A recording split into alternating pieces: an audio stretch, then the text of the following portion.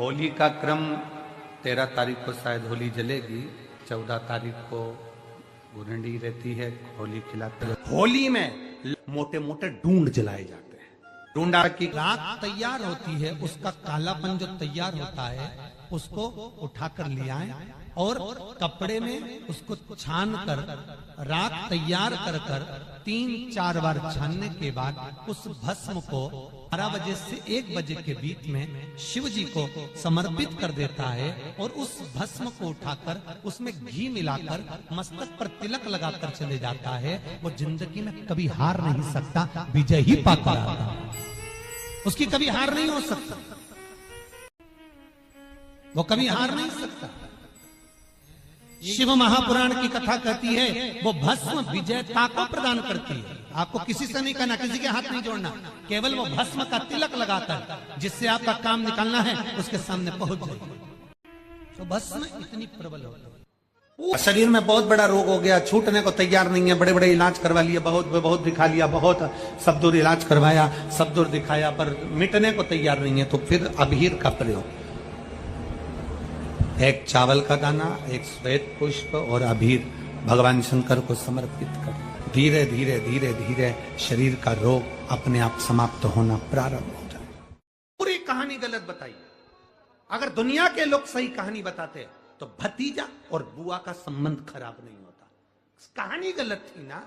लोगों ने कहा, हिरण्यकशिपु ने अपनी बहन से कहा, बहन तू अपने भतीजे को गोदी में रखकर बैठ जा और चादर ओढ़कर बैठ जाना, तू बच जाएगी, तेरा भतीजा जल जाएगा। तो बुआ भतीजे को जलाने के लिए गोदी में लेकर बैठी। बोलो सही है कि गलत है? लोगों ने कहानी गलत बताई। होलिका, लोगों ने कहा उसने अपने भतीजे को जलाया। पहले तो होलिका का नाम तो निकालो कि होलिका का नाम क्या है। कथा वालों ने कह दिया हिरण्यकशिपु की बहन थी होलिका, वो अपने भतीजी प्रहलाद को गोदी में लेकर बैठ गई। वो प्रहलाद को हाथी के पांव के नीचे डाला, खोलते तेल में डाला, अग्नि में डाला, इसमें डाला, उसमें डाला, नहीं मरा। आखिरी में अपनी बहन से कहा होलिका तो अपने भतीजे को गोदी में लेकर बैठ जा। पहले उस होलिका का असली नाम तो लाओ, जिस होलिका का नाम विष्णु पुराण में डूंडा लिखा है। क्या नाम लिखा है? डूंडा। होलिका का असली नाम लिखा है विष्णु पुराण में डूंडा। इसलिए आज भी होली में लकड़ी नहीं जलाई जाती, मोटे मोटे डूंड जलाए जाते हैं, क्योंकि उसका नाम डूंडा है। और डूंडा बैठी अग्नि में, भतीजे को गोदी में लेकर बैठ गई। उसके पास में एक ब्रह्मा जी की चादर थी, जिसको ओढ़ कर बैठ जाती थी तो आगी में जल नहीं सकती थी। डूंडा ने देखा चारों तरफ से आगी लग गई, मेरा भतीजा जल जाएगा। तो बुआ को लगा मेरा भतीजा जल जाएगा।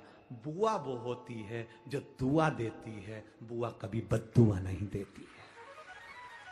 और डूंडा ने अपनी चादर को उतारा, आगी चारों तरफ से लग गई। बुआ को लगा मेरा भतीजा जल जाएगा, तो अपनी चादर उतार कर अपने भतीजे पे डाल दी और बुआ खुद जल गई, पर अपने भतीजे को नहीं जलने दिया। ये कथा है, पर लोगों ने उसको पूरी पलट दिया। बुआ कब जलाई अपने भतीजे को?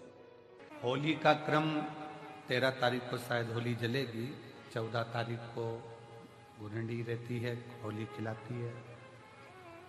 पिछले वर्ष थोड़ा सा होली का क्रम रहा, तो अब की बार सब जगह की होली में ना जाते हुए केवल एक होली, वो भी सीहोर की, वो 15 तारीख को महादेव की होली,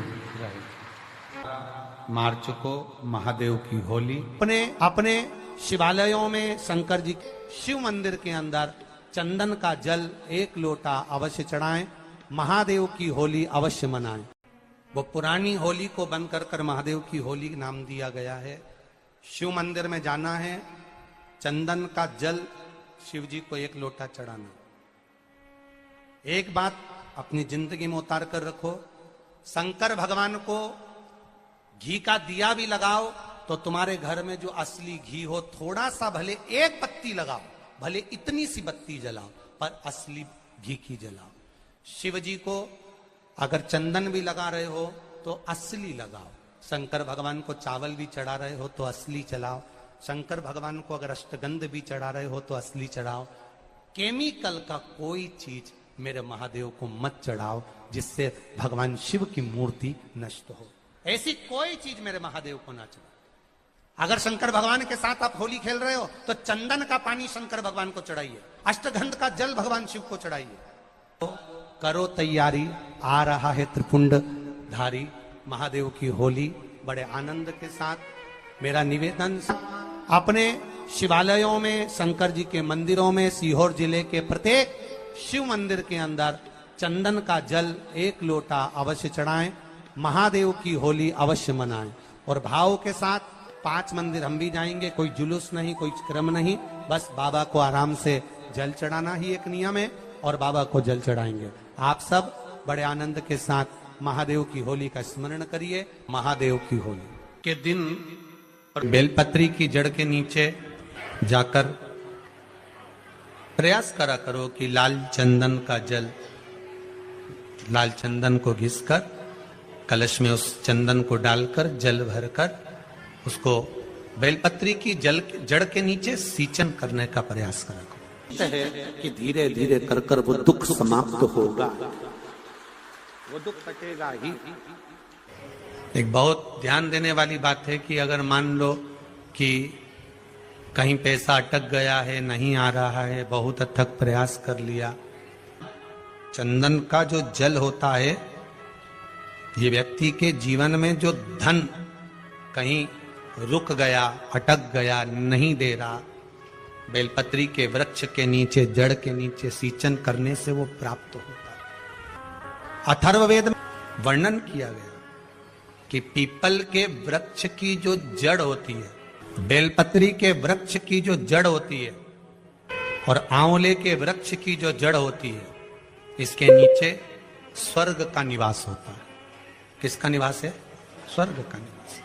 जहां पर ये वृक्ष होता है और उस वृक्ष के नीचे बैठकर हम जब किस जल का सींचन कर रहे हैं, जैसे अभी आपको कहा था कि जल में अगर लाल चंदन मिला हो और आप बेलपत्री के जड़ में सींचन कर रहे हैं तो लक्ष्मी की आवक बढ़ेगी। कहीं पैसा अपना अटक गया, नहीं आ रहा, आएगा। पीपल की जड़ में इत्र का जल, पीपल की जो जड़ होती है उसमें इत्र का पानी, थोड़ा सा जल, उसमें थोड़ा सा इत्र का भाग हो महाराज, और आप भगवान पीपल देव, पीपलेश्वर महादेव का स्मरण कर कर पीपल की जड़ में अगर जल चढ़ा रहे हैं और मान लो शरीर में कोई कष्ट हो गया है, शरीर में कोई रोग हो गया है, कोई मालूम पड़े ये हाथ 4 दिन से दुख रहा है या 4 दिन से ये नस दब गई है या ये कमर दब रही है, तो आप 2-4 दिन कर देखो। कलश के अंदर जल, जल में इत्र का थोड़ा सा भाग, पीपल की जड़ के नीचे आप उसका सींचन करिए पीपलेश्वर महादेव के नाम से। उस जल को थोड़ा सा भाग लेकर आ जाओ उसी में से जो चढ़ाया है, और उस स्थान पर जहां कष्ट है उसको लगाना प्रारंभ करिए। 2 दिन 3 दिन कर देखो। प्रैक्टिकल करने में क्या जाता है? सीवर वाला महाराज झूठ बोल रहा हो तो कभी कभी अगर ऐसा लगे जीवन में कि दुख बहुत ज्यादा आ गया है, बहुत तकलीफ आ गई है, तो लाल चंदन को घिसकर उस लाल चंदन का लेपन भगवान शंकर पर कर कर फिर पानी चढ़ाओ। अगर कोई संकट भारी है और निकट रहा, जैसे किसी नारी का गर्भ नहीं ठहर रहा, 15 साल हो गए, 20 साल हो गए, 25 साल, जैसे इसने लिखा एक माता ने कि 18 साल की बेटी हो गई थी पर संतान में पुत्र नहीं, तो उसने भाव से कथा सुनी। ऐसे आपके भीतर अगर 20 साल हो गए, 25 साल हो गए, 30 साल हो गए, संतान का सुख ही नहीं है, लाल चंदन का लेपन बाबा भोलेनाथ पर करना प्रारंभ करो। पीठिका पर लाल चंदन का लेपन करना प्रारंभ करो। लाल चंदन से बाबा का श्रृंगार करना प्रारंभ करो। एक बेलपत्री पर लाल चंदन, दोनों पत्ती नीचे वाली, जो नीचे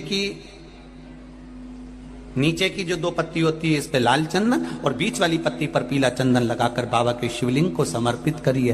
बाबा से प्रार्थना करिए, रोज प्रार्थना करो। परंतु एक बात का स्मरण रहे, 25 साल हो गए, 20 साल हो गए, 30 साल हो गए, संतान नहीं, तो पहले जल से अभिषेक कराना, अभिषेक कराकर उस जल का आचमन करने के बाद हाथ को खासा करना, धोना, उसके बाद में फिर वापिस बाबा का स्नान कराओ, फिर चंदन का लेपन कराओ, फिर 1 लोटा जल चढ़ाकर बाबा का स्नान कराओ। बाबा का बड़ा सुंदर भाव से लाल चंदन से जो अभिषेक करता है, बाबा को लेपन कर कर फिर जल चढ़ समर्पित करता है, निश्चित है उसकी गोदी मेरा देव अधिदेव महादेव जरूर भरता है। ये निश्चितता है। हम तो बेटियों से भी कहते हैं, जिसका विवाह नहीं हो रहा हो 25 साल, 30 साल, 27 साल, 28 साल, 32 साल, 40 साल हो गए हो, नहीं हो रहा हो बेटा बेटी का विवाह, उसे लाल चंदन का प्रयोग अशोक सुंदरी वाली जगह पर 7 बिंदी लाल चंदन की लगाकर 7 बेलपत्र 7 बिंदी पर रखिए और महाराज अपनी कामना कर कर भगवान से आइए। बाबा देगा, करेगा, 3-4 महीने में विवाह पक्का करेगा। ये लाल चंदन की महत्वता है शिव तत्व। रोग बढ़ गया, बेलपत्री के वृक्ष के नीचे दीप लगाना प्रारंभ करो। बाबा से विनती कर कर घी का दिया लगाइए बेलपत्र वृक्ष के नीचे, बाबा से निवेदन करें, रोग निवारण होगा। कि एक बार पांडवों ने अश्वमेध, एक बार आवर्त महोत्सव रखा और एक यज्ञ रखा। उस यज्ञ का नियम था, पहले जो यज्ञ होते थे उन यज्ञ का नियम था, यज्ञ में घंटा लगता था। वो यज्ञ की जैसी पूर्णाहुति होती थी तो यज्ञ का घंटा अपने आप बज जाता था, अपने आप बजता था, उसे बजाता कोई नहीं था, अपने आप बजता। आज यज्ञ का घंटा नहीं बजा तो युधिष्ठिर ने पंडितों से पूछा, ब्राह्मणों आपने यज्ञ करवाया पर ये यज्ञ का घंटा नहीं बजा? ब्राह्मणों ने कहा हमने तो यज्ञ अच्छा करवाया पर घंटा क्यों नहीं बजा, समझ में नहीं आया। तब इतने में ब्राह्मणों में से एक ब्राह्मण यज्ञाचार्य ने कहा, मुझे लगता है यज्ञ 2 तरह का होता है, एक यज्ञ जो अग्नि में सांकल्य दी जाती है तो अग्नि देवता प्रसन्न होते हैं, और दूसरा यज्ञ वो कि भंडारा किया जाए और लोगों के मुंह में भोजन दिया जाए, वो यज्ञ भी प्रबल होता है। महाराज हमको लगता है यहाँ दोनों यज्ञ हुए, एक यज्ञ आहुतियों का, एक यज्ञ भंडारे का। मुझे लगता है भंडारे में कोई भूखा रह गया है, कोई भूखा है। अब वो भूखे व्यक्ति को ढूंढो। पांडव गए और पांडव जाकर जरा पता करो कि भूखा कौन है अपने नगर में, यज्ञ का घंटा बजेगा। जाकर देखा तो एक कुटिया में एक संत बैठे हुए थे। बाबा आपने भोजन किया है? नहीं। आपने भोजन नहीं किया? नहीं। क्यों नहीं किया? मैं काय को भोजन करूं, भंडारा हो रहा, चलो भोजन करो। नहीं नहीं मैं नहीं करता। भंडारे में भोजन नहीं करोगे? नहीं। क्यों नहीं करोगे? मैं उसके घर में भोजन करता हूं जो मेरे को 108 अश्वमेध यज्ञ का पुण्य देता है। पांडव मेरे को 108 अश्वमेध यज्ञ का पुण्य दे दे, मैं उनके यहाँ भोजन कर लूंगा। अब पांडवों ने सोचा अपनी जिंदगी में पहला तो अश्वमेध यज्ञ कर रहा है और 108 अश्वमेध यज्ञ तो हमने कभी जिंदगी में नहीं करे, तो हम इसको पुण्य कहां से दे बाबा को। पांडव चले गए। द्रौपदी ने पूछा कोई मिला? हाँ एक संत मिला है पर 108 अश्वमेध यज्ञ का पुण्य मांग रहा है। द्रौपदी ने कहा चलो मैं लेके आती हूं उस बाबा को। द्रौपदी गई, रथ लाया गया। द्रौपदी ने कहा रथ में बैठकर नहीं जाऊंगी, पैदल जाऊंगी। चप्पल लाई, द्रौपदी ने कहा नग्न पैर से जाऊंगी। नंगे पैर द्रौपदी उस संत के दरवाजे पर पहुंच गई।